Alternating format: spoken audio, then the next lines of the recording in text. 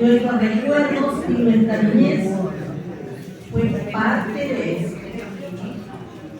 Fuimos creciendo y se hacían las fiestas en la casa de Mamanata.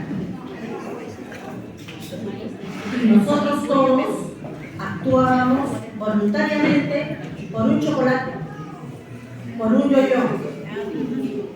Así que todos actuábamos chocolate de mota.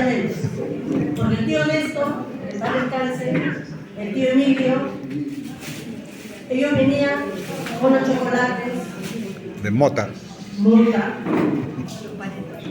con los caramelos, con los panetones, en alguna oportunidad con mucho helado. Los panetones. Y todo, nosotros los disfrutábamos. Siempre los tíos estaban ahí. Los tíos mayores, Néstor Manuel, Darío, Emilio, venían con sus bolsas de chocolates, de caramelos. ¿Quién quiere bailar? Nos enseñaban los chocolates. Y todo el mundo bailaba, cantaba, hacía lo que sea con un chocolate. Esta vez no hay chocolate, pero hay motos. Más tarde van a comer un rico adobo.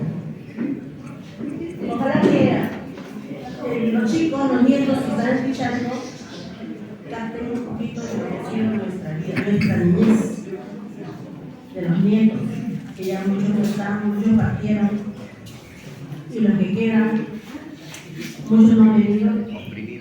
Y estamos acá, con mucha alegría, tratando de disfrutar, que creo que lo vamos a lograr. Gracias. El nombre, ustedes ya me conocen, yo soy Elisa, una de las hijas de Alejandro, Nora, Nancy, Elisa, Lupe, Moisés, Juan, Oscar, Susana y Fabiola.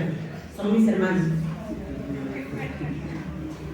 Son mis hermanos, como también está acá Olga, César y Vidal, hijos de mi papá, mis medios hermanos, como ustedes saben.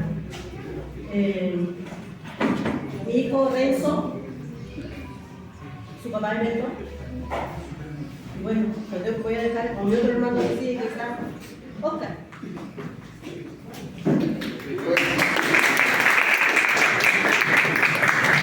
Soy el último de los concha Guacotos.